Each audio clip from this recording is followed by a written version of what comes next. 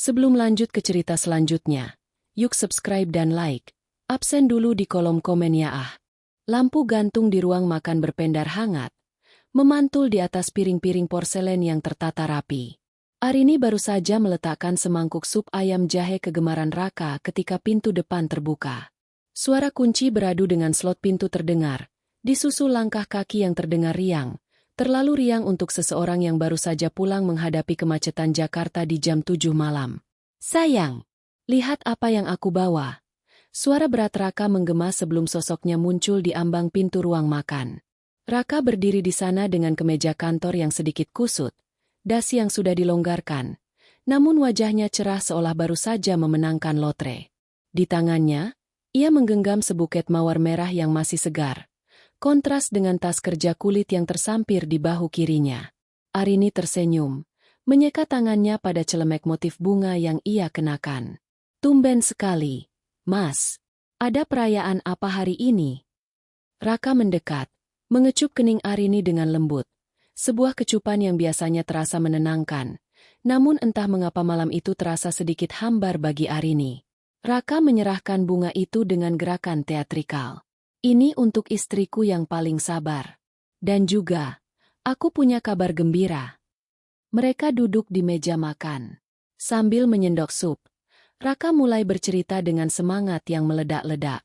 Ia meletakkan tas kerjanya di kursi sebelah, seolah-olah tas itu berisi emas batangan.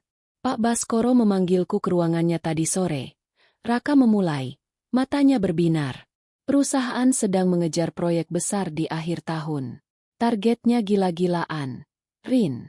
Tapi, Pak Baskoro bilang, kalau aku bisa memimpin tim untuk lembur dan menyelesaikan laporan valuasi ini dalam 2 minggu ke depan, bonus akhir tahunku akan dilipat gandakan 3 kali lipat.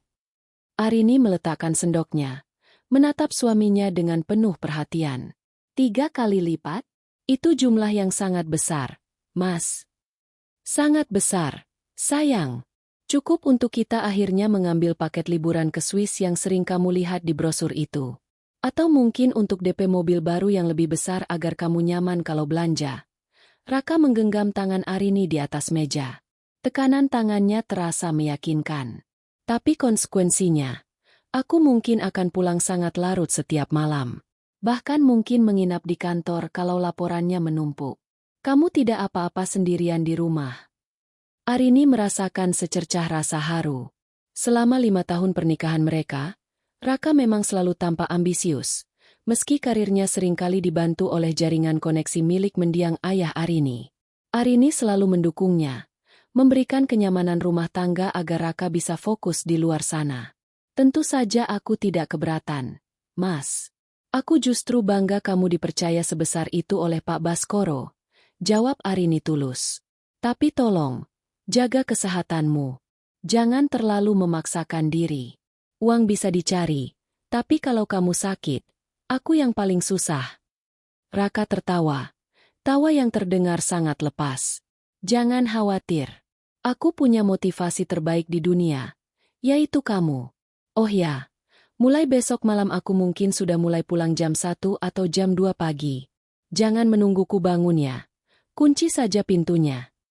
Malam itu, setelah makan malam, Arini dengan telaten menyiapkan segala kebutuhan Raka untuk perang, lembur esok hari. Ia menyiapkan kotak vitamin, botol minum termos untuk kopi panas, dan menyetrika 3 kemeja tambahan agar Raka tidak perlu bingung jika harus menginap di kantor.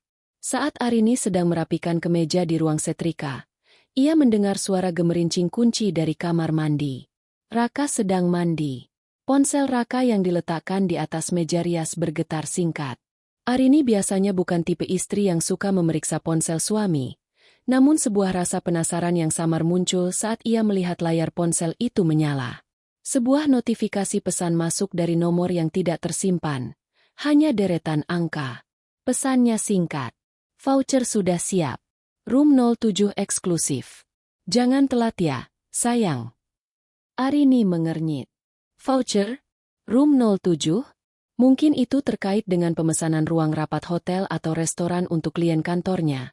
Pikir Arini mencoba berpikir positif. Arini tahu suaminya sering mengurus administrasi kecil untuk timnya. Namun, Ada sesuatu yang mengganjal. Mengapa pengirimnya memanggil, sayang? Arini mencoba meyakinkan dirinya sendiri. Mungkin itu hanya gaya bicara penyedia jasa layanan pelanggan yang terlalu ramah. Atau mungkin teman kantor Raka yang sedang bercanda. Lagi pula, Raka adalah suami yang manis. Lihat saja bunga mawar yang sekarang bertahta di vas ruang tamu itu. Raka keluar dari kamar mandi dengan handuk melilit di pinggang. Uap air hangat menguar dari tubuhnya. Ia melihat Arini berdiri di dekat meja rias. Ada apa, Rin? Tanya Raka tenang. Namun matanya dengan cepat menyambar ponselnya dan memasukkannya ke dalam laci. Oh, tadi ada pesan masuk, Mas. Sepertinya soal reservasi ruangan, ucap Arini dengan suara sedatar mungkin, mencoba memancing reaksi. Wajah Raka tidak berubah, tetap tenang dengan senyum kecil yang terlatih. Ah, iya. Itu sekretaris Pak Baskoro. Dia mengonfirmasi ruang kerja tambahan di gedung sebelah agar tim kami tidak terganggu. Dia memang agak centil kalau bicara. Semua orang dipanggil, sayang. Jangan dimasukkan ke hati, ya. Raka mendekat dan memeluk Arini dari belakang, menenggelamkan wajahnya di leher Arini. Hanya kamu satu-satunya kesayanganku, Arini. Semua kerja keras ini untuk kita. Arini mengangguk, namun hatinya yang tadi hangat perlahan mendingin. Ada aroma yang tertinggal di kemeja yang baru saja dilepas Raka ke keranjang cucian, bukan aroma kantor yang membosankan, melainkan aroma tembakau yang kuat bercampur dengan wangi alkohol yang samar, yang coba ditutupi dengan parfum maskulin suaminya. Arini memilih diam. Ia belum punya bukti apapun. Namun, benih keraguan telah tertanam di tanah yang subur. Jika Raka benar-benar lembur, Arini akan menjadi pendukung nomor satunya. Tapi jika lembur itu adalah kode untuk pengkhianatan, Arini bersumpah dalam hati, bonus yang akan didapatkan Raka bukanlah uang, melainkan kehancuran yang tak akan pernah dilupakannya. Tidurlah, Mas. Besok akan jadi hari yang panjang untukmu, bisik Arini sambil membalas pelukan suaminya. Raka tersenyum penuh kemenangan. Tidak menyadari bahwa di balik pelukan lembut itu, istrinya baru saja mulai menyusun kepingan teka-teki yang akan meruntuhkan dunianya. Hari pertama, lembur, dimulai. Rumah besar itu terasa sunyi saat jam menunjukkan pukul 1 dini hari.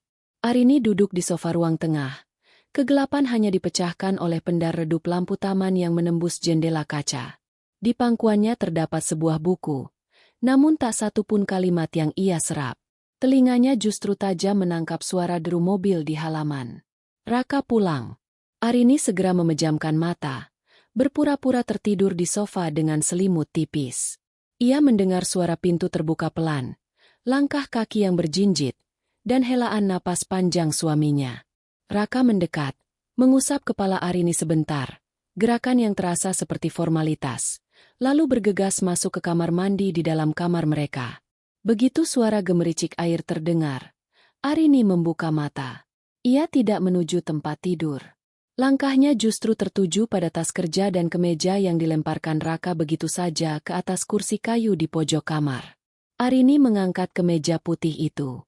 Hal pertama yang menyerang indranya bukanlah bau tumpukan kertas atau pengapnya ruang rapat AC kantor.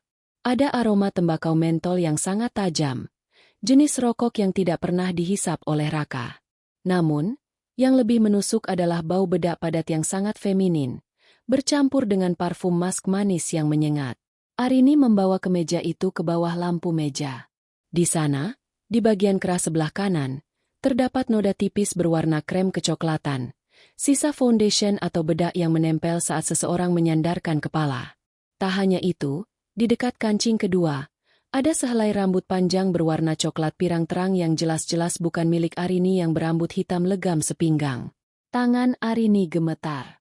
Perutnya terasa mual, seolah-olah ada ribuan ulat yang menggeliat di dalamnya. Lembur, Mas? Bisiknya dengan suara serak yang tertahan di tenggorokan.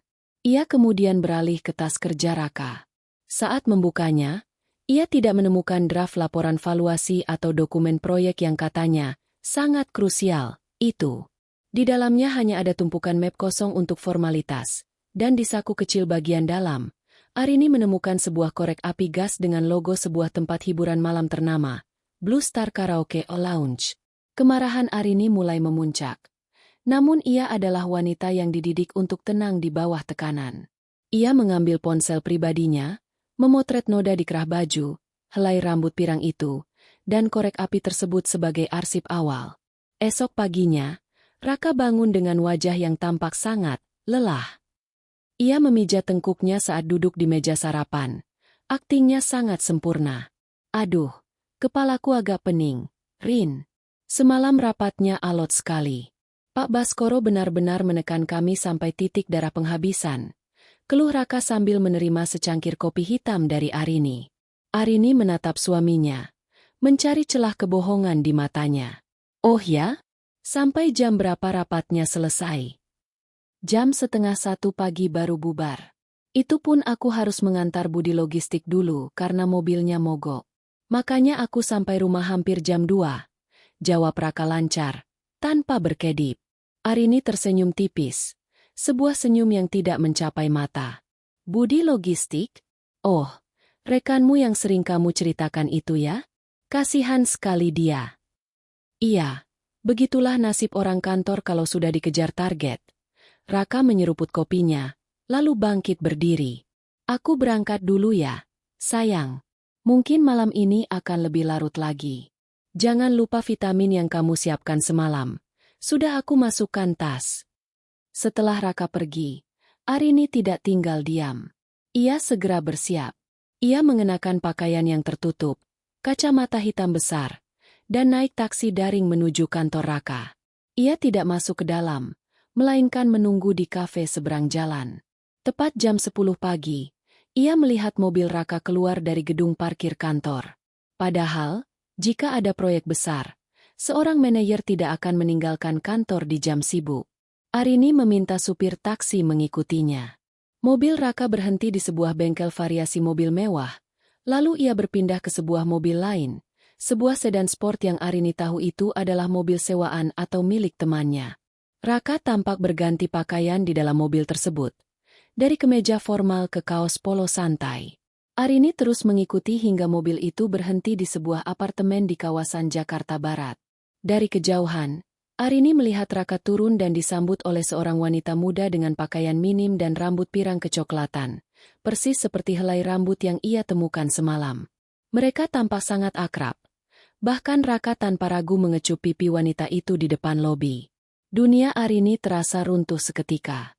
Air mata hampir jatuh. Namun ia segera mengusapnya dengan kasar. Ia tidak boleh lemah. Jika ia menangis sekarang, ia kalah. Ia mengeluarkan ponselnya lagi, menggunakan fitur zoom maksimal untuk merekam interaksi itu. Video berdurasi 30 detik itu menjadi bukti tak terbantahkan. Raka tidak sedang lembur. Ia sedang membiayai kebahagiaan wanita lain dengan uang yang seharusnya menjadi masa depan mereka. Saat Arini hendak pergi, sebuah notifikasi muncul di layar ponselnya. Ia teringat ia memiliki akses ke billing kartu kredit tambahan yang dipegang Raka, kartu yang sebenarnya terhubung dengan rekening atas nama Arini sebagai penjamin. Sebuah transaksi baru saja tercatat, Rp8.500.000, Blue Star Karaoke Lounge, down payment room. Arini tertawa kecil. Suara tawa yang terdengar dingin dan mengerikan di dalam taksi yang sunyi itu. Bonus dari bos, ya? Gumamnya. Aku akan pastikan. Bonus yang kamu dapatkan nanti akan membuatmu memohon untuk mati, Raka. Ia segera menelepon seseorang melalui kontak di ponselnya yang bernama Dewi, pengacara. Halo, Dewi? Aku butuh bantuanmu. Bukan hanya untuk cerai. Tapi aku ingin melakukan audit total pada seluruh aset perusahaan dan harta bersama. Aku ingin mencabut semua fasilitas yang dipinjamkan atas namaku. Sekarang. Arini menatap keluar jendela, melihat jalanan Jakarta yang bising. Di kepalanya, ia sudah bukan lagi istri yang lembut dan penurut. Ia adalah seorang arsitek yang sedang merancang runtuhnya istana pasir yang dibangun Raka di atas kebohongannya sendiri. Selamat bersenang-senang untuk malam ini, Mas. Bisik Arini penuh dendam. Karena besok, duniamu akan mulai gelap. Malam itu, Jakarta diguyur hujan tipis, menciptakan pantulan cahaya neon yang berpendar di aspal basah. Arini berdiri di depan cermin besar di kamar tamunya, menatap sosok yang hampir tidak ia kenali. Ia tidak lagi mengenakan daster katun atau kemeja rapi seorang desainer. Sebaliknya, ia memakai wig bob pendek berwarna hitam legam, riasan smokey eyes yang tajam, dan trench coat panjang berwarna gelap yang menutupi gaun satin merah di dalamnya. Ia telah memesan taksi konvensional agar jejak digitalnya tidak mudah dilacak oleh Raka melalui aplikasi keluarga. Tujuannya hanya satu, Blue Star Karaoke Lounge. Saat sampai di depan gedung yang fasadnya dipenuhi lampu LED warna-warni itu, Arini menarik napas dalam-dalam. Bau udara malam yang lembab bercampur dengan aroma knalpot terasa menyesakan. Namun hatinya jauh lebih sesak. Ia melangkah masuk dengan dagu terangkat, melewati penjagaan security yang ketat. "Sudah pesan ruangan, Mbak?" tanya resepsionis dengan pakaian minim dan senyum yang dibuat-buat. "Aku sedang mencari temanku. Namanya Raka. Dia bilang ada di room 07, ujar Arini. Suaranya dibuat sedikit lebih berat dan serak. Ia menyelipkan selembar uang Rp100.000 ke atas meja marmer tersebut dengan gerakan halus. Resepsionis itu melirik uang tersebut. Senyumnya menjadi lebih lebar dan tulus. "Oh, Pak Raka? Tamu setia kami. Room 07 ada di lantai 2, ujung lorong sebelah kiri. Mbak, mari saya panggilkan waiter untuk mengantar." "Tidak perlu. Aku ingin memberinya kejutan," potong Arini cepat. Arini menaiki tangga yang dilapisi karpet merah tebal. Musik dentum-dentum house music mulai terdengar merayap dari balik dinding kedap suara. Bau ruangan itu adalah campuran antara parfum mahal, sisa asap rokok, dan aroma alkohol yang menguap.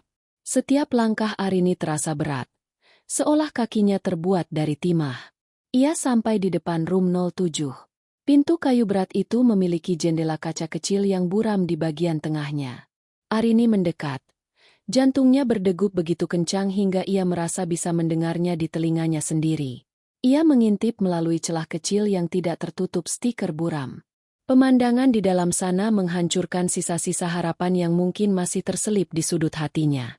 Raka sedang duduk di sofa bludru besar, memegang mikrofon dengan satu tangan, sementara tangan lainnya merangkul pinggang wanita pirang yang Arini lihat di apartemen tadi siang.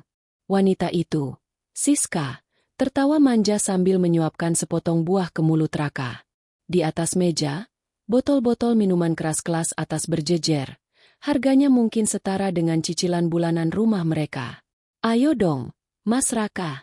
Katanya mau kasih bonus buat aku kalau lagu ini selesai." Suara Siska terdengar samar dari celah pintu, manja dan menuntut. Raka tertawa terbahak-bahak. Tawa yang tidak pernah Arini dengar di rumah dalam 2 tahun terakhir. "Tenang saja, sayang. Bonus dari kantorku besar tahun ini. Istriku di rumah tahunnya aku lagi lembur setengah mati.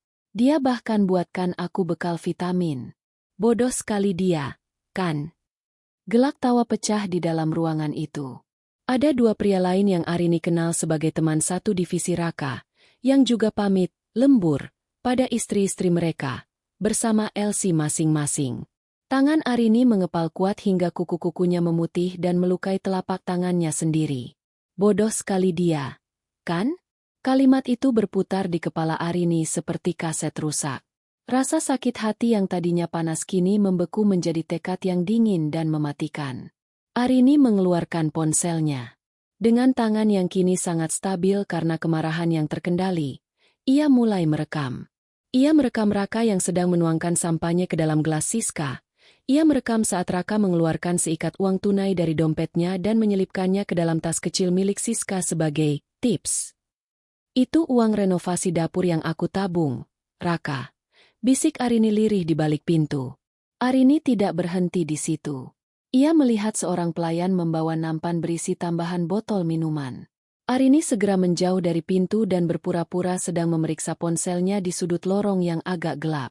Begitu pelayan itu masuk ke dalam room 07, Arini mengambil foto saat pintu terbuka lebar, memperlihatkan wajah Raka secara jelas dengan latar belakang kemaksiatan tersebut. Bukti ini sudah lebih dari cukup untuk menghancurkan reputasi Raka di mata keluarga besar dan di pengadilan nanti. Arini berjalan meninggalkan lorong itu dengan langkah yang jauh lebih ringan daripada saat ia datang. Di dalam kepalanya, ia mulai menghitung. Raka menggunakan kartu kredit perusahaan yang dijamin oleh aset pribadinya. Raka menggunakan mobil kantor yang asuransinya atas nama perusahaan milik keluarga Arini. Bahkan rumah yang mereka tempati adalah hibah dari ayah Arini yang belum sempat dibalik nama ke nama mereka berdua. Raka pikir dia adalah raja di ruangan karaoke itu. Namun dia tidak sadar bahwa dia sedang menari di atas panggung yang fondasinya sudah mulai digergaji oleh Arini. Keluar dari gedung karaoke, Arini melepas wig hitamnya dan membiarkan rambut aslinya tergerai terkena angin malam. Ia mengeluarkan ponsel dan mengirim pesan singkat kepada Dewi, pengacaranya. Dewi, batalkan rencana mediasi. Kita akan langsung melakukan eksekusi mati secara finansial. Aku ingin dia keluar dari rumah itu tanpa membawa apapun. Bahkan baju yang dia pakai saat ini adalah hasil keringatku. Kirimkan draft gugatan besok pagi ke kantorku. Arini masuk ke dalam taksi yang sudah menunggunya. Ia menatap gedung Blue Star yang semakin menjauh melalui jendela belakang. Nikmatilah malam terakhirmu sebagai orang kaya, Raka, gumam Arini. Besok, kamu akan belajar apa arti sebenarnya dari kata kerja keras. Sambil bersandar di kursi taksi, Arini mulai membuka aplikasi perbankannya. Ia melihat daftar aset likuid yang selama ini dikelola bersama. Dengan beberapa ketukan jari yang tenang, ia memindahkan sisa saldo dari rekening bersama ke rekening yayasan sosial milik ibunya. Menyisakan saldo hanya cukup untuk membayar biaya parkir di tempat karaoke tersebut. Malam itu, Arini tidur dengan sangat nyenyak, sementara di tempat lain, suaminya masih asyik menenggelamkan diri dalam dosa yang akan segera merenggut segalanya.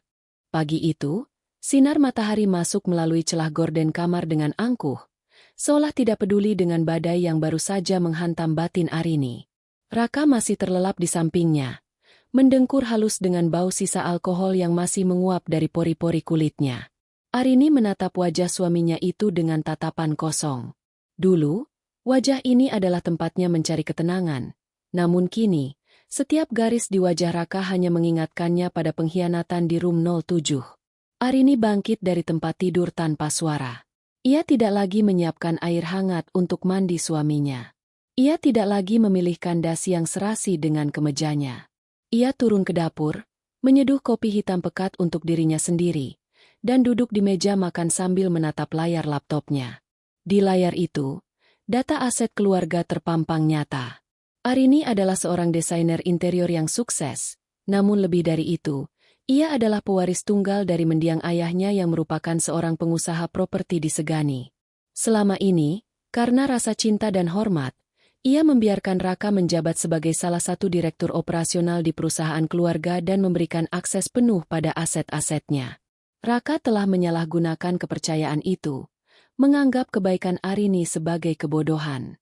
Sekitar jam 8 pagi, Raka turun dengan langkah gontai, memegangi kepalanya.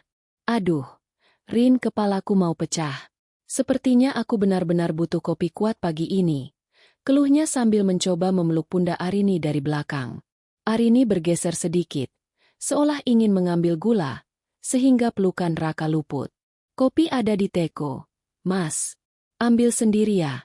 Aku sedang sibuk mengecek laporan proyek klien. Jawab Arini dengan nada suara yang sangat datar, hampir robotik. Raka mengerutkan kening, merasa ada yang sedikit berbeda, namun egonya yang besar menepis kecurigaan itu. Kamu dingin sekali pagi ini. Apa karena aku pulang terlalu larut lagi? Maaf ya, sayang. Semalam itu benar-benar puncak kesibukan. Pak Baskoro bahkan tidak membiarkan kami bernapas. Arini menyesap kopinya, merasakan pahit yang membakar lidahnya. Baskoro? Ia tahu persis bahwa Pak Baskoro sedang berada di Singapura untuk pengobatan jantung sejak 3 hari lalu. Raka bahkan tidak repot-repot menyusun kebohongan yang lebih bermutu. Oh ya? Pak Baskoro tidak ke Singapura? Tanya Arini sambil tetap menatap layar laptop. Raka sempat tertegun sejenak.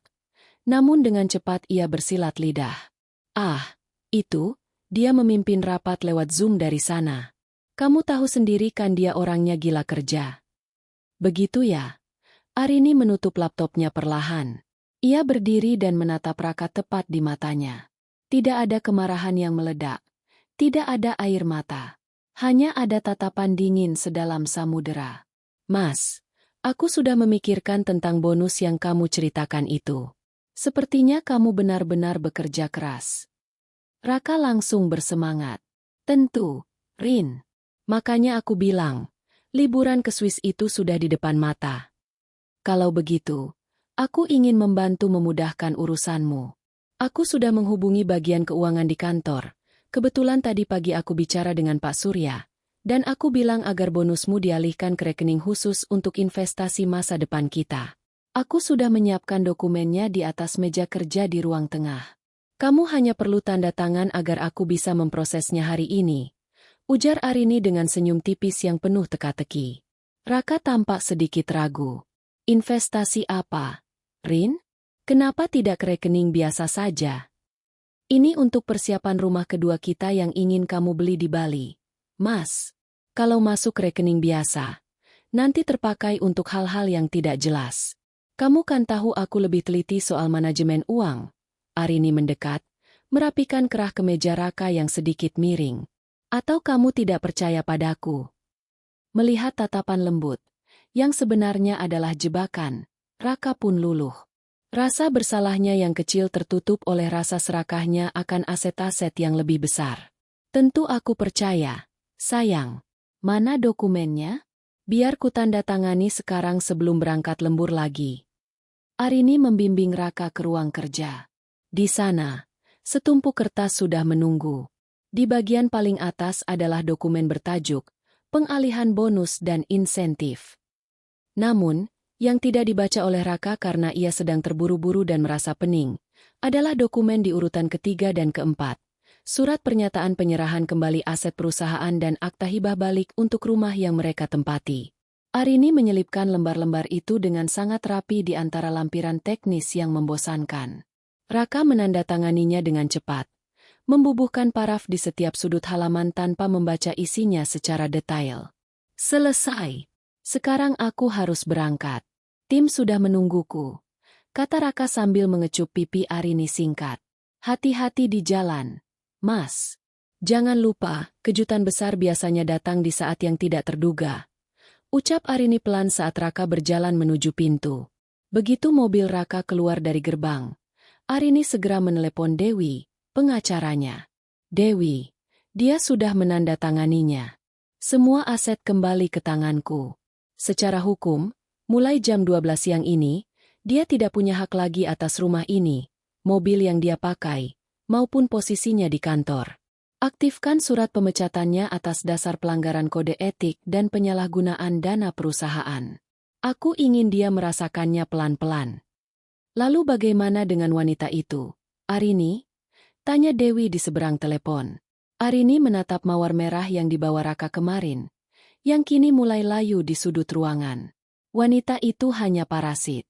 Dia akan pergi sendiri kalau inangnya mati. Tapi aku punya rencana khusus untuk mereka berdua di malam puncak nanti. Arini kemudian mengemas sebuah tas kecil. Ia tidak akan tinggal di rumah itu malam ini. Ia akan pindah ke hotel mewah, mengawasi kehancuran Raka dari kejauhan melalui laporan-laporan yang masuk. Ia merasa seperti seorang jenderal yang baru saja memenangkan pertempuran tanpa melepaskan satu peluru pun. Kemarahan yang meledak hanya akan membuat Raka bersiap. Tapi kemarahan yang dingin dan terencana seperti ini adalah racun yang bekerja dalam diam, melumpuhkan lawan sebelum mereka sadar bahwa mereka telah mati. Arini melangkah keluar rumah dengan kacamata hitamnya. Ia melihat taman rumahnya yang asri, yang dirawat dengan uangnya, yang dinikmati oleh suami yang mengkhianatinya. Nikmatilah udara AC kantor untuk terakhir kalinya, Raka. Gumamnya sambil masuk ke mobilnya sendiri. Karena setelah ini, duniamu akan terasa sangat sempit dan panas. Raka melangkah masuk ke lobi kantor dengan kepercayaan diri yang meluap. Ia merasa sebagai pahlawan yang sebentar lagi akan menerima upah besar. Disapanya beberapa staf administrasi dengan lambaian tangan jemawa. Namun ia tidak menyadari bahwa tatapan orang-orang di lobi hari itu terasa berbeda. Ada bisik-bisik yang terhenti saat ia lewat. Dan ada tatapan iba yang menyelinap di balik meja resepsionis. Begitu sampai di ruangannya, Raka berniat memesan kopi melalui pantry internal. Namun, saat ia mencoba menempelkan kartu akses manajernya pada mesin kopi otomatis di lorong, mesin itu mengeluarkan bunyi PIP merah yang nyaring. Akses denied. Sial, mungkin magnetnya rusak. Gumam Raka kesal. Ia berjalan ke mejanya dan mencoba masuk ke sistem internal perusahaan melalui laptop. Ia ingin memeriksa laporan keuangan divisi yang selama ini ia atur, agar bisa menutupi pengeluarannya di tempat karaoke. Namun, layar monitornya hanya menampilkan kotak dialog berwarna abu-abu. Akun Anda telah dinonaktifkan. Silakan hubungi Departemen IT dan HRD. Jantung Raka mulai berdegup tidak keruan. Perasaan tidak enak mulai merayap di tengkuknya. Tepat saat itu, pintu ruangannya terbuka. Pak Surya, kepala bagian keuangan sekaligus orang kepercayaan mendiang ayah Arini, masuk dengan wajah yang keras seolah dipahat dari batu granit.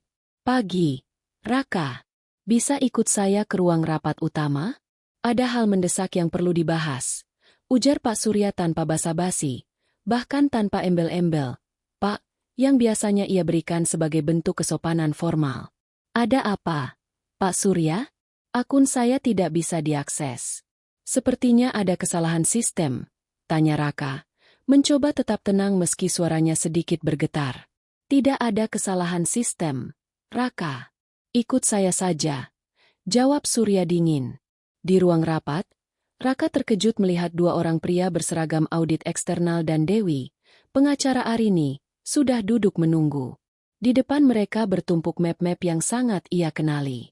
Itu adalah catatan transaksi kartu kredit perusahaan dan laporan pengeluaran operasional divisi yang ia pimpin. Apa-apaan ini? Kenapa ada pengacara Arini di sini?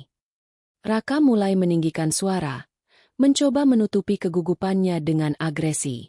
Dewi menggeser sebuah dokumen ke arah Raka. Silakan duduk. Raka. Kami baru saja menyelesaikan audit awal atas instruksi pemegang saham mayoritas, yang dalam hal ini adalah Ibu Arini. Kami menemukan ketidaksesuaian dana sebesar 450 juta rupiah dalam 3 bulan terakhir.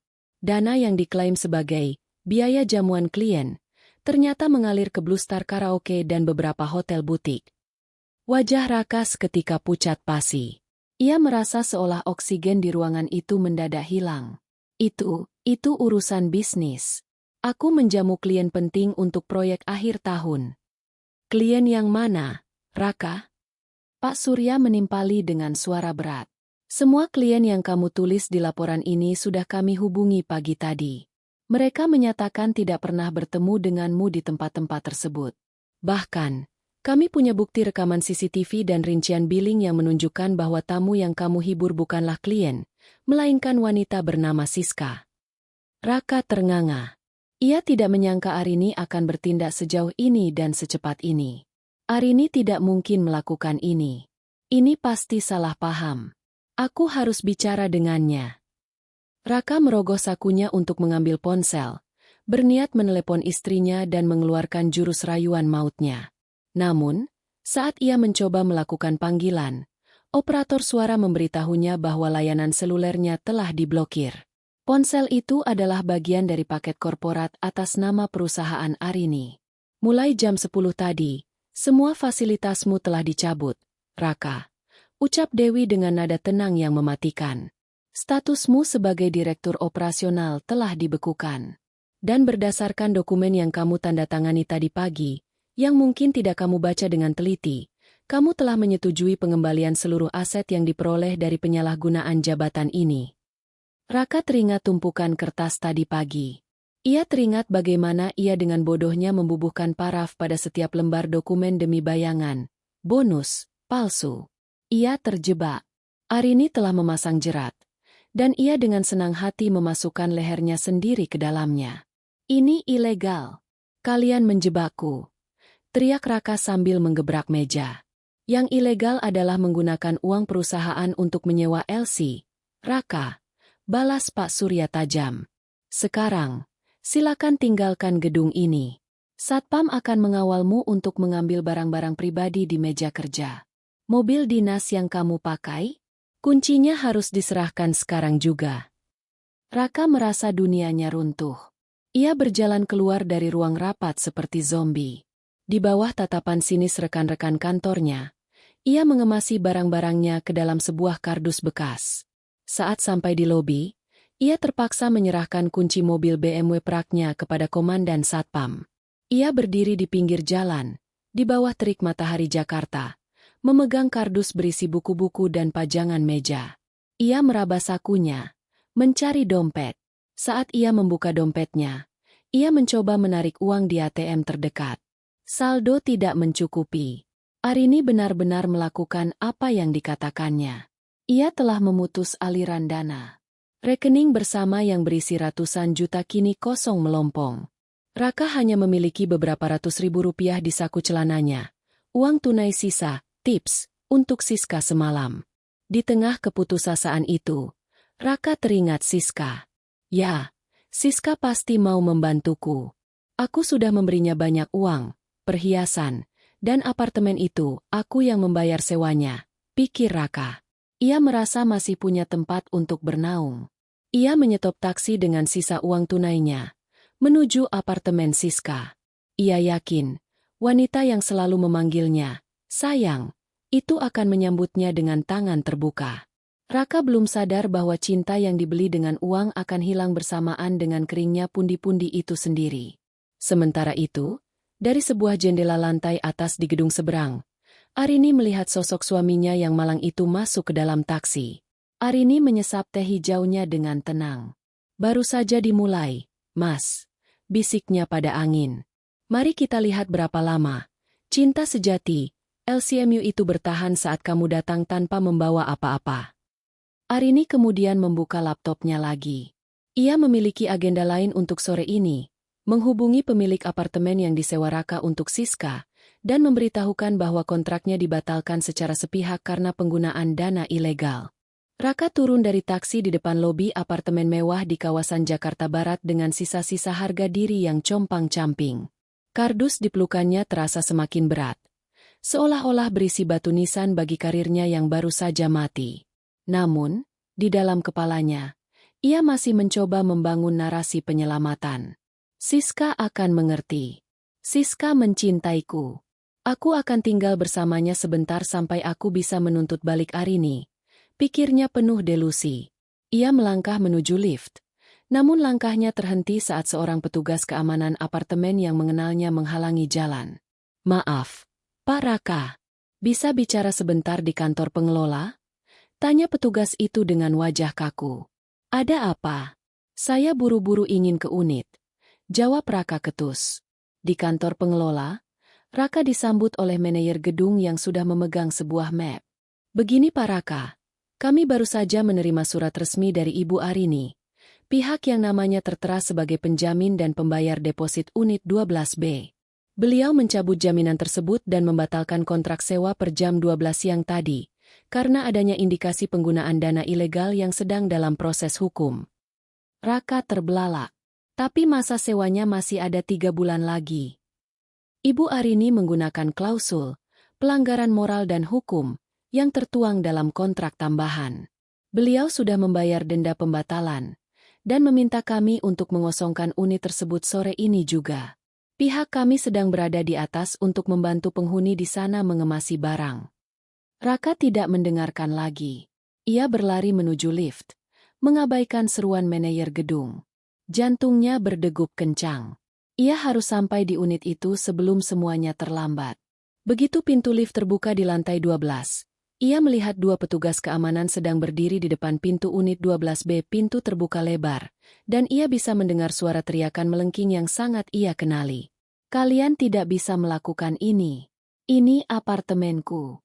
Mas Raka sudah membayarnya, teriak Siska. Raka muncul di ambang pintu. Napasnya tersengal-sengal. Di dalam ruangan, pemandangannya sangat kontras dengan suasana mesra semalam. Koper-koper terbuka di lantai, pakaian-pakaian seksi Siska berserakan, dan beberapa tas bermerek yang dibelikan Raka tampak sedang diperiksa oleh seorang pria berbaju batik, asisten hukum Arini. Siska, sayang, panggil Raka. Siska menoleh. Wajahnya yang cantik biasanya penuh senyum manja. Namun kini matanya menyalang penuh amarah. Mas, apa-apaan ini? Orang-orang ini bilang kamu pencuri. Mereka bilang kamu pakai uang perusahaan dan sekarang semua fasilitas ini ditarik. Raka mencoba mendekat, hendak memegang tangan Siska. Dengarkan dulu, ini hanya akal-akalan Arini. Dia cemburu dan mencoba menjebakku. Kita harus pergi dari sini sekarang. Kita cari hotel dulu. Siska menepis tangan Raka dengan kasar. Cari hotel? Pakai uang siapa? Barusan aku coba pakai kartu kredit yang kamu kasih buat belanja online. Kartunya sudah diblokir. Kamu bilang kamu punya bonus besar dari bos kamu. Kamu bilang kamu kaya. Aku memang punya bonus itu. Siska. Hanya saja sedang dibekukan sebentar. Raka berbohong. Mencoba menjaga martabatnya di depan wanita simpanannya. Pria berbaju batik, asisten Arini, berdeham sambil menunjukkan sebuah tablet. Maaf mengganggu drama ini. Pak Raka, bonus yang Anda maksud adalah dokumen yang Anda tanda tangani tadi pagi, bukan? Perlu Anda ketahui, isi dokumen itu bukanlah pencairan bonus, melainkan surat pengakuan hutang kepada perusahaan sebesar akumulasi dana yang Anda gelapkan selama 2 tahun terakhir. Nilainya mencapai 1,2 miliar rupiah. Raka membeku. Kalimat itu seperti petir yang menyambar di siang bolong. Apa? 1,2 miliar. Dan karena Anda sudah menandatanganinya secara sadar, perusahaan memiliki hak untuk menyita aset pribadi apapun yang tersisa untuk menutupi kerugian tersebut. Tambah asisten itu dengan senyum formal yang menyakitkan. Siska menatap Raka dengan tatapan jijik yang belum pernah ia lihat sebelumnya. Jadi kamu tidak punya uang? Kamu cuma manajer kroco yang mencuri uang istri kamu sendiri untuk sok jagoan di depan aku. Siska. Aku melakukan semua itu untukmu. Aku mencintaimu. Seru Raka putus asa. Siska tertawa sinis. Tawa yang sangat berbeda dengan tawa merdunya di tempat karaoke. Cinta? Mas, aku ini Elsie. Aku hidup dari uang. Bukan dari omong kosong laki-laki yang sebentar lagi jadi gembel. Kalau kamu tidak punya uang, jangan harap bisa menyentuh ujung kuku kakiku lagi. Siska menyambar tas tangannya yang paling mahal, satu-satunya yang belum sempat disita karena ia klaim sebagai milik pribadi, dan mendorong Raka hingga jatuh terduduk di atas kardus barang-barangnya sendiri. Jangan pernah hubungi aku lagi. Dasar laki-laki tidak berguna, teriak Siska sambil melangkah keluar dengan sepatu hak tingginya, meninggalkan Raka yang terpaku di lantai apartemen yang kini terasa dingin dan asing. Raka menatap ke sekeliling ruangan yang mulai kosong. Aroma parfum Siska masih tertinggal, namun kehangatannya sudah menguap. Ia baru menyadari betapa dalam lubang yang ia gali sendiri. Bonus yang ia mimpikan hanyalah fata morgana yang diciptakan Arini untuk menggiringnya ke jurang kehancuran. Ponsel di kantongnya bergetar. Ternyata akses internetnya masih aktif sebentar sebelum benar-benar diputus. Sebuah email masuk dari alamat pribadi Arini. Isinya hanya satu baris kalimat. Bagaimana rasanya kerja lembur di apartemen kosong? Mas? Bonusnya sudah cair. Kan? Nikmati sisa harimu, karena besok pagi, seluruh keluarga besar kita akan tahu siapa dirimu sebenarnya di pesta, kejutan, yang sudah kusiapkan. Raka meremas ponselnya. Ia ingin marah, ingin berteriak. Namun suaranya seolah hilang di telan kesunyian apartemen yang kini telah disita. Ia menyadari satu hal. Arini tidak hanya ingin membuatnya miskin secara materi, tapi Arini ingin menghancurkan jiwanya hingga tak tersisa. Dan yang paling menakutkan adalah pesta, kejutan, yang disebutkan Arini baru akan dimulai besok. Raka tidak tahu bahwa puncak penderitaannya bahkan belum ia capai. Malam itu, restoran fine dining milik keluarga Arini yang terletak di lantai teratas sebuah gedung pencakar langit tampak sangat anggun. Arini telah memesan seluruh area privat dengan dekorasi yang didominasi bunga lili putih dan pencahayaan temaram yang elegan. Di depan pintu masuk, sebuah papan pengumuman besar bertuliskan, "Perayaan Syukuranu kejutan spesial untuk Raka." Satu persatu tamu undangan mulai berdatangan. Ada orang tua Raka yang datang dari desa dengan pakaian terbaik mereka, merasa bangga karena mengira putra mereka baru saja naik jabatan. Ada pula rekan-rekan kantor divisi Raka, serta teman-teman sosialita Arini. Suasana dipenuhi obrolan ringan dan denting gelas sampanye. Arini berdiri di tengah ruangan, mengenakan gaun sutra berwarna hitam pekat yang membalut tubuhnya dengan sempurna. Wajahnya dipulas riasan tajam dengan lipstik merah darah yang memberikan kesan kuat sekaligus misterius. Ia menyalami para tamu dengan senyum yang sangat manis, senyum yang menyembunyikan belati di baliknya. Di sisi lain kota, Raka sedang berada di titik terendahnya. Ia tidak punya tempat tujuan.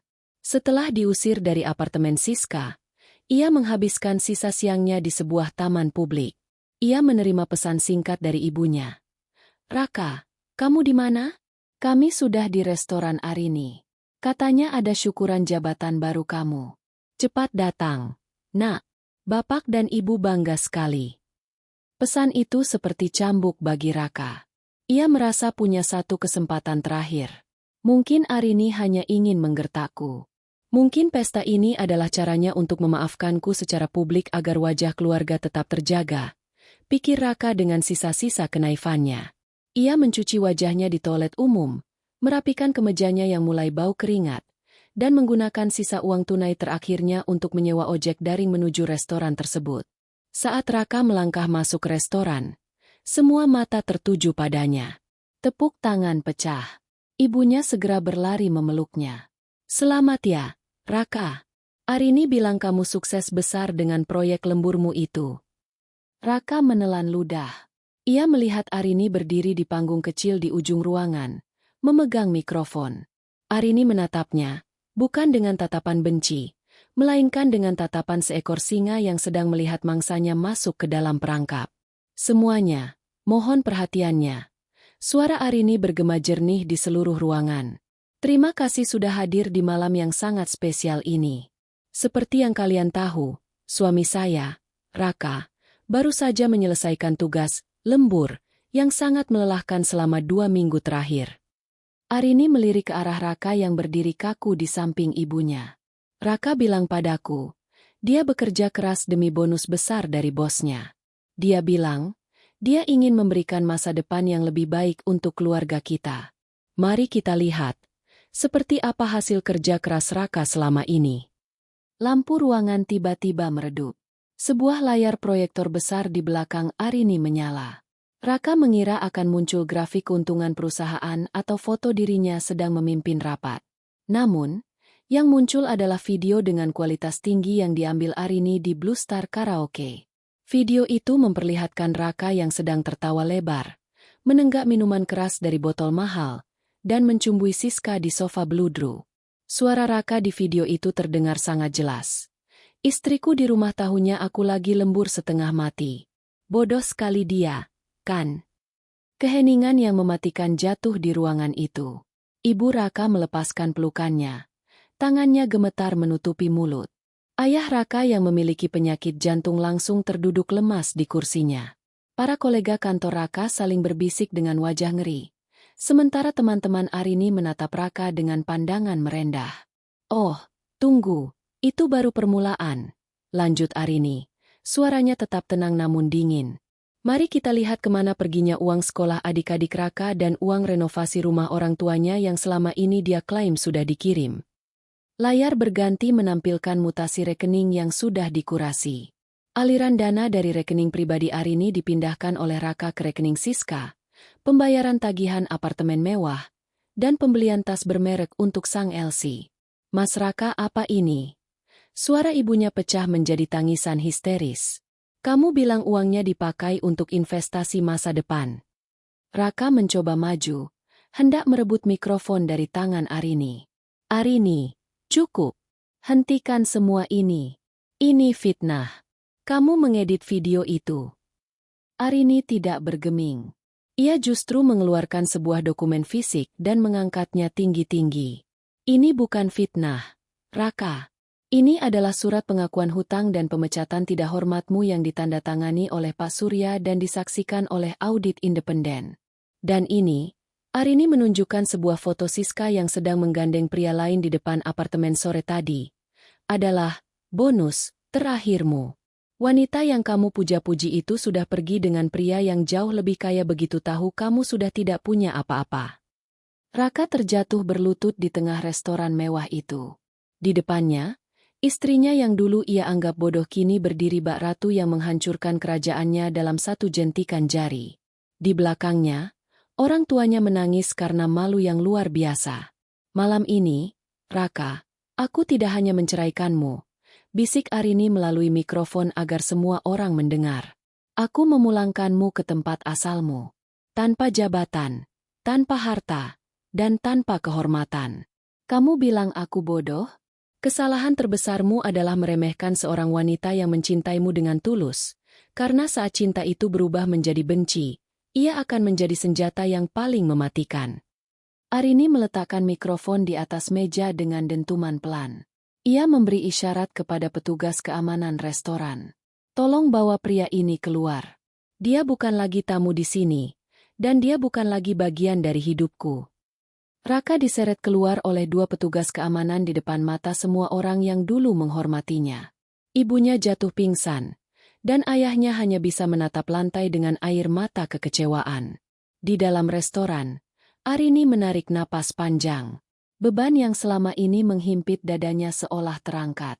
Namun, ia tahu perjalanan ini belum selesai. Ia masih harus memastikan Raka jatuh ke titik yang paling rendah. Sebuah tempat di mana bahkan untuk bermimpi saja Raka tidak akan sanggup. Dunia Raka runtuh seiring tertutupnya pintu lift restoran mewah itu. Ia terhempas ke aspal trotoar setelah para petugas keamanan melepaskan cengkraman mereka dengan kasar. Malam yang seharusnya menjadi puncak kejayaannya kini berubah menjadi nisan bagi seluruh harga dirinya. Di tangannya hanya ada sebuah kardus bekas yang basah terkena sisa air hujan, berisi barang-barang kantor yang kini tak lebih dari sampah. Raka meraba sakunya. Kosong. Ponselnya mati total, dan dompetnya hanya berisi kartu-kartu plastik yang sudah tidak bernyawa. Ia mencoba berdiri, namun kakinya terasa lemas. Ia menoleh ke arah gedung pencakar langit itu, berharap ibunya akan turun dan membelanya. Namun, yang ia lihat hanyalah bayangan orang-orang di lantai atas yang sedang menikmati hidangan lezat. Hidangan yang dibayar oleh Arini, wanita yang baru saja menghapus eksistensinya. Malam itu, Raka tidak punya tempat untuk pulang. Ia berjalan tanpa arah di bawah temaram lampu jalanan Jakarta. Ia mencoba mendatangi rumah teman-teman akrabnya. Orang-orang yang dulu sering ia traktir di tempat karaoke. Teman pertamanya, seorang manajer di perusahaan rekanan, bahkan tidak membukakan pintu pagar. Maaf, Raka. Beritanya sudah menyebar di grup WhatsApp industri. Video karaoke itu, gila. Kalau aku menerimamu di sini, kredibilitas perusahaanku bisa ikut hancur. Lebih baik kamu pergi sebelum istriku menelepon polisi. Ujar suara dari balik interkom. Teman-temannya yang lain setali tiga uang. Mereka yang dulu tertawa bersama di room 07 kini mendadak amnesia. Di dunia mereka, Raka sudah dianggap sebagai penyakit yang harus dihindari. Akhirnya, Raka terpaksa bermalam di sebuah musala kecil di dekat terminal bus. Ia tidur beralaskan sarung lusuh yang dipinjamkan oleh pengurus musala yang merasa iba melihat pria berpakaian kemeja mahal namun tampak linglung itu. Sepanjang malam, telinga Raka berdenging. Ia terbayang wajah kecewa ayahnya dan tangis histeris ibunya. Ia merutuki kebodohannya. Namun jauh di dalam lubang hatinya yang busuk, ia masih merasa Arini terlalu kejam. Keesokan harinya, Raka mencoba bangkit. Aku punya pengalaman. Aku punya gelar. Aku pasti bisa dapat kerja di tempat lain. Pikirnya mencoba optimis. Ia menghabiskan sisa uang logam di kantongnya untuk memfotokopi dokumen-dokumen yang tersisa di kardusnya dan membeli sebotol air mineral. Namun, Arini telah bergerak lebih cepat. Arini tidak hanya menghancurkan keuangannya, tapi juga mematikan akses profesionalnya. Sebagai pemegang saham di beberapa perusahaan dan anggota asosiasi bisnis, Arini telah mengirimkan blacklist informal mengenai pelanggaran etika dan penggelapan dana yang dilakukan Raka. Di perusahaan pertama yang ia datangi, bagian personalia bahkan tidak mau melihat CV-nya. Pak Raka, ya? Maaf, kami mencari kandidat dengan integritas tinggi. Berita tentang pemecatan tidak hormat Anda di perusahaan sebelumnya sudah sampai ke telinga pimpinan kami. Di perusahaan kedua, ia ditolak bahkan sebelum masuk ke ruang tunggu. Di perusahaan ketiga, seorang mantan bawahannya yang kini sudah pindah kerja melihatnya sedang duduk di trotoar dengan wajah kusam.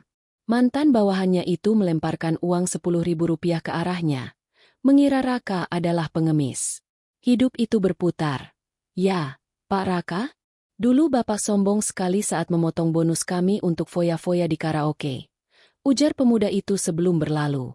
Raka terduduk di halte bus. Kepalanya tertunduk. Rasa lapar mulai melilit perutnya.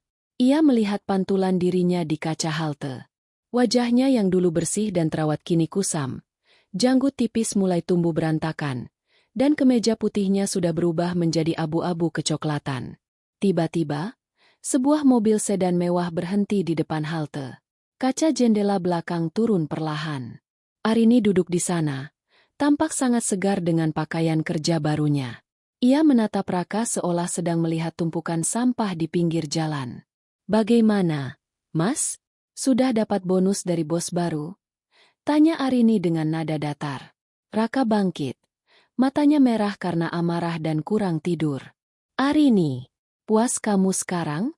Aku tidak punya apa-apa lagi. Orang tuaku malu. Aku tidak punya rumah.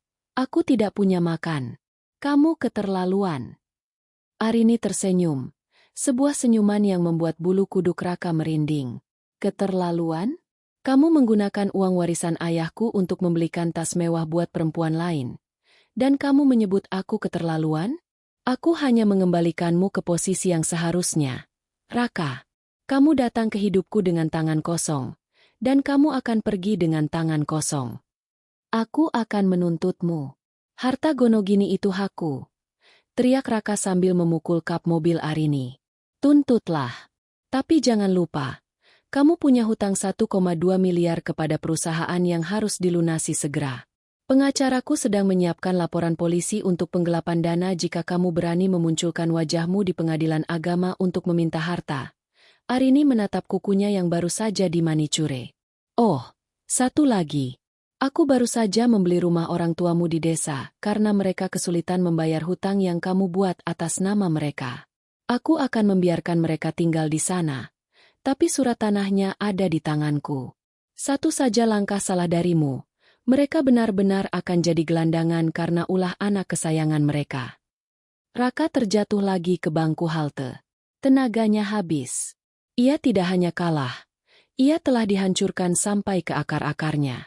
Arini memegang semua kartu as dalam hidupnya. "Jadilah gelandangan yang baik, Raka. Setidaknya sekarang kamu tidak perlu lembur lagi." Ucap Arini dingin sebelum kaca mobil menutup dan kendaraan itu meluncur pergi, meninggalkan debu yang masuk ke mata Raka. Malam itu, Raka duduk di pinggir jembatan penyeberangan, melihat gedung-gedung tinggi yang dulu pernah ia taklukkan. Ia melihat sebuah tempat karaoke di kejauhan dengan lampu neon biru yang berkedip. Ia teringat Siska, teringat aroma mentol dan bedak yang dulu membuatnya merasa seperti raja. Kini, aroma itu berganti dengan bau asap knalpot dan keputusasaan. Raka akhirnya sadar, Siska tidak pernah mencintainya, dan Arini tidak pernah bodoh. Ia hanyalah pion dalam permainan yang ia pikir ia adalah pemainnya. Kini, pion itu telah disingkirkan dari papan, dan tidak ada lagi langkah tersisa. Hujan deras mengguyur Jakarta, seolah langit pun ingin mencuci sisa-sisa kesombongan yang pernah melekat pada diri Raka. Ia berdiri di bawah emperan toko yang sudah tutup, menggigil kedinginan dengan perut yang perih luar biasa. Sudah 2 hari ia hanya mengonsumsi air mineral dari keran musala dan sebungkus biskuit sisa. Pikirannya mulai tidak jernih. Dalam delusinya yang dipicu oleh rasa lapar, ia merasa hanya ada satu orang yang bisa menyelamatkannya. Siska. Siska pasti hanya takut pada asisten Arini kemarin. Kalau aku menemuinya secara pribadi, tanpa ada orang suruhan Arini, dia pasti akan luluh. Dia sering bilang aku adalah pria paling royal yang pernah dia kenal.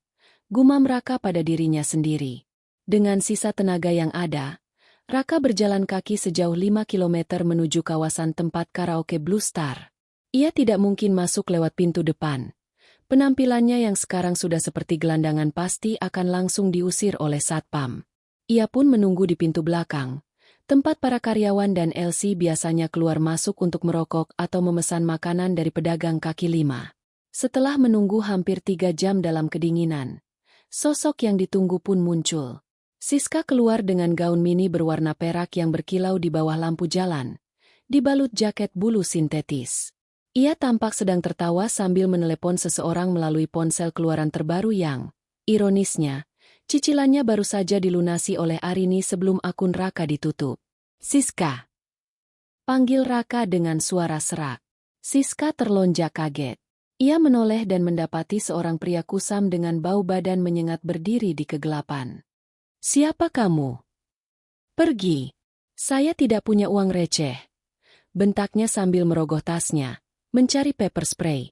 "Ini aku, Siska. Ini Raka." Raka melangkah maju ke bawah cahaya lampu. Siska tertegun sejenak. Matanya membelalak melihat transformasi pria yang dulu selalu wangi parfum mahal itu. Namun, keterkejutannya dengan cepat berubah menjadi rasa jijik yang amat sangat. "Mas Raka, ya Tuhan, kamu bau sekali. Sedang apa kamu di sini? Aku sudah bilang jangan hubungi aku lagi." "Siska, tolong aku." Arini mengambil semuanya. "Aku tidak punya tempat tinggal, tidak punya makan. Tolong kembalikan setidaknya kalung berlian yang aku belikan bulan lalu. Aku butuh uang itu untuk bertahan hidup, Siska. Setelah aku bangkit, aku akan membalas kebaikanmu." Rintih Raka sambil mencoba meraih tangan Siska. Siska menarik tangannya dengan kasar, seolah-olah baru saja menyentuh bangkai. "Kalung? Itu sudah aku jual untuk bayar sewa apartemen baru. Tahu? Dan jangan harap aku mau kasih kamu uang. Kamu itu sudah bangkrut. Raka, kamu cuma sampah sekarang. Pergi sebelum aku panggil keamanan." "Tapi Siska, aku melakukan semua penggelapan itu untukmu. Aku mencuri karena kamu minta tas baru. Kamu minta liburan. Kamu tidak bisa membuangku begitu saja." Suara Raka mulai meninggi. Keputusasaan berubah menjadi amarah. Siska tertawa sinis. Tawa yang membelah keheningan malam. Dengar ya. Tugas aku itu menghibur orang kaya supaya mereka senang mengeluarkan uang. Kalau kamu bodoh sampai mencuri uang istri demi aku, itu masalahmu, bukan masalahku. Aku tidak pernah minta kamu jadi penjahat. Aku cuma minta uang. Dan sekarang kamu tidak punya uang. Jadi kamu tidak punya nilai apa-apa buat aku." Raka yang sudah kehilangan akal sehatnya mencoba merampas tas tangan Siska. "Kembalikan barang-barangku. Itu dibeli pakai uangku." "Tolong! Jambret! Tolong!"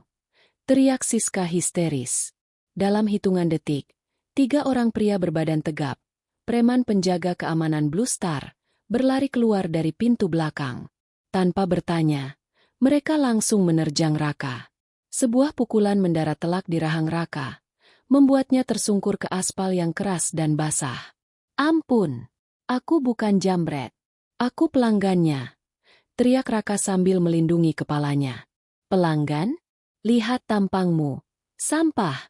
Jangan ganggu aset kami," bentak salah satu preman sambil menendang rusuk Raka.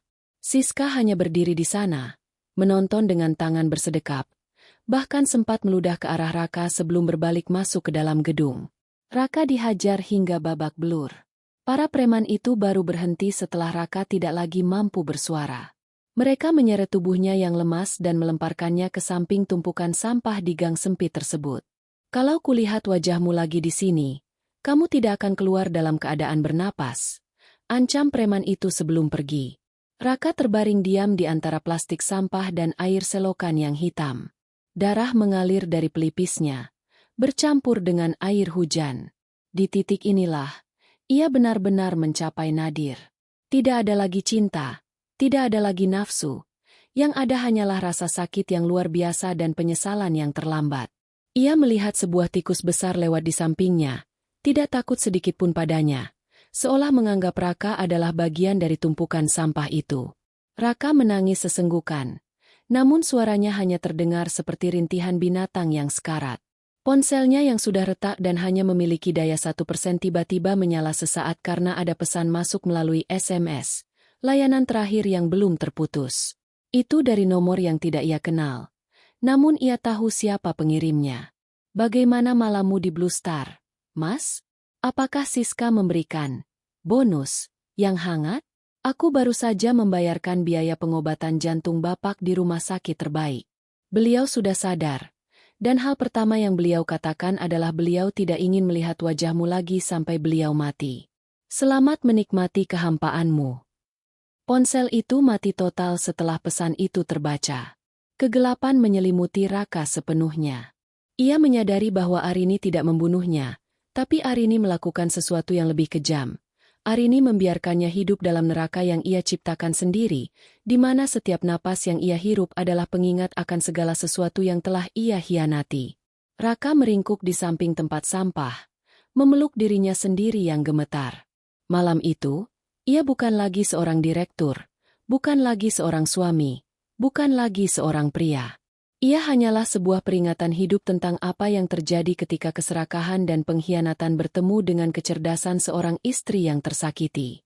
6 bulan telah berlalu sejak malam kejutan di restoran fine dining itu. Jakarta masih tetap sama, sibuk, bising, dan tak kenal ampun. Namun bagi Arini, dunia terasa jauh lebih luas dan ringan. Pagi ini, ia berdiri di balkon kantor barunya yang terletak di kawasan pusat bisnis. Kantor itu bukan lagi bagian dari warisan ayahnya yang dikelola bersama Raka, melainkan sebuah yayasan pemberdayaan perempuan yang ia bangun sendiri dengan nama Arini Foundation. Arini menyesap teh kamomil hangatnya. Penampilannya kini jauh lebih bersinar. Ada ketenangan yang terpancar dari wajahnya yang tak lagi terbebani oleh kecurigaan dan kebohongan. Seluruh proses perceraian telah selesai 3 bulan lalu. Hakim memberikan kemenangan mutlak bagi Arini, termasuk hak pengelolaan seluruh aset yang memang sejak awal adalah miliknya. Tok, tok, pintu terbuka, dan Dewi, sang pengacara yang kini menjadi sahabat baiknya, melangkah masuk dengan sebuah map coklat. Selamat pagi, Arini. Aku punya laporan terbaru yang mungkin ingin kamu dengar sebelum kita berangkat ke acara peresmian panti asuhan. Arini tersenyum tipis. Tentang dia. Dewi mengangguk. Ia meletakkan beberapa lembar foto di atas meja. Foto-foto itu diambil oleh tim lapangan mereka. Di dalam foto, terlihat seorang pria dengan kaos yang sudah berlubang di bagian bahu, rambut gimbal tak terurus, dan wajah yang sangat kurus. Pria itu sedang mengangkut karung-karung beras di sebuah pasar tradisional di pinggiran kota. Raka? Tanya Arini, memastikan. Ya. Dia mencoba melamar kerja ke berbagai tempat. Tapi namanya sudah benar-benar masuk dalam daftar hitam permanen di dunia korporat. Terakhir aku dengar, dia sempat menjadi tukang parkir sebelum akhirnya diusir oleh preman setempat. Sekarang, dia menjadi kuli panggul pasar dengan upah harian yang bahkan tidak cukup untuk membeli 1 gelas kopi di tempat karaoke lamanya. Jelas Dewi. Arini menatap foto itu tanpa rasa kasihan. Namun juga tanpa rasa benci yang meluap-luap. Rasa benci itu sudah menguap. Berganti dengan perasaan lega yang murni. Bagaimana dengan Siska? Siska lebih parah. Dewi terkekeh kecil. Setelah apartemennya dicabut dan namanya terseret dalam kasus penggunaan dana ilegal, dia didepak dari Blue Star. Kabarnya dia mencoba mencari mangsa baru, tapi karena wajahnya sudah tersebar sebagai LC pembawa sial, tidak ada pelanggan VIP yang mau mendekat. Terakhir, dia terlihat di sebuah karaoke kelas bawah di pinggiran kota yang tarifnya hanya Rp50.000 per jam. Arini menutup map itu perlahan. Keduanya mendapatkan apa yang mereka tabur. Alam memiliki cara sendiri untuk menyeimbangkan neraca. Arini kemudian bersiap-siap. Hari ini adalah hari besar. Ia akan meresmikan sebuah pusat pelatihan keterampilan bagi para istri yang mengalami kekerasan ekonomi dan pengkhianatan rumah tangga. Uang yang dulu ingin digunakan Raka untuk bonus dan foya-foya di karaoke, kini telah berubah menjadi gedung, peralatan jahit, komputer, dan modal usaha bagi ratusan wanita yang membutuhkan harapan. Saat mobil mewah Arini meluncur membelah jalanan Jakarta, ia sengaja meminta supirnya melewati area pasar tempat Raka bekerja. Ia tidak ingin menyapa. Ia hanya ingin melihat untuk terakhir kalinya. Di sana, di tengah debu pasar dan bisingnya klakson truk, ia melihat Raka. Pria itu sedang membungkuk, memanggul karung beras yang berat di pundaknya. Saat mobil Arini melintas pelan, Raka sempat menoleh. Mata mereka bertemu sejenak melalui kaca jendela yang gelap. Raka membeku. Ia mengenali mobil itu. Ia melihat bayangan Arini yang duduk dengan anggun di kursi belakang. Raka ingin berteriak, ingin meminta maaf, atau mungkin ingin mengemis satu kesempatan lagi. Namun, karung di pundaknya terlalu berat, dan tenggorokannya terlalu kering. Ia hanya bisa terpaku melihat mobil itu menjauh tanpa melambat sedikit pun. Arini tidak menoleh lagi. Fokusnya kini tertuju pada masa depan. Acara peresmian yayasan berlangsung meriah. Puluhan wanita menyambutnya dengan air mata bahagia. Dalam pidatonya, Arini tidak menyebutkan nama Raka, namun ia memberikan pesan yang sangat kuat. Seorang wanita tidak diciptakan untuk menjadi keset bagi kaki yang ingin melangkah ke jalan yang salah. Kekuatan kita bukan pada seberapa banyak kita bisa bersabar menghadapi pengkhianatan, tapi pada seberapa berani kita berdiri dan merebut kembali harga diri kita saat kepercayaan itu diinjak-injak. Ucap Arini disambut tepuk tangan riuh. Sore harinya, Arini mengunjungi rumah orang tuanya di desa. Ayahnya sudah jauh lebih sehat. Mereka duduk di teras sambil menikmati senja. "Kamu sudah memaafkannya, Rin?" tanya ayahnya lembut. Arini menatap matahari yang perlahan tenggelam, menyisakan warna jingga yang indah di cakrawala. "Aku sudah memaafkan diriku sendiri karena pernah mencintai orang yang salah. Yah, tentang dia, biarlah hidup yang menjadi gurunya. Aku sudah selesai dengan bab itu." Arini mengeluarkan ponselnya, lalu menghapus folder foto bernama Bukti, yang selama ini ia simpan rapat-rapat. Ia juga menghapus nomor kontak Raka dan Siska secara permanen.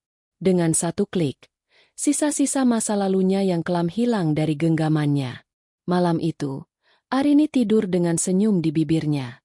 Ia telah membuktikan bahwa balas dendam terbaik bukanlah dengan kekerasan, melainkan dengan menjadi versi terbaik dari dirinya sendiri sambil membiarkan sang pengkhianat hancur oleh beban dosanya sendiri.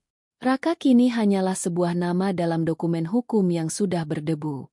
Sementara Arini, ia adalah pemenang yang sesungguhnya. Ia kehilangan seorang suami yang tidak setia, namun ia menemukan kembali jiwanya yang perkasa. Cerita tentang lembur berdarah itu telah berakhir. Dan bagi Arini, kehidupan yang sebenarnya baru saja dimulai. Tamat.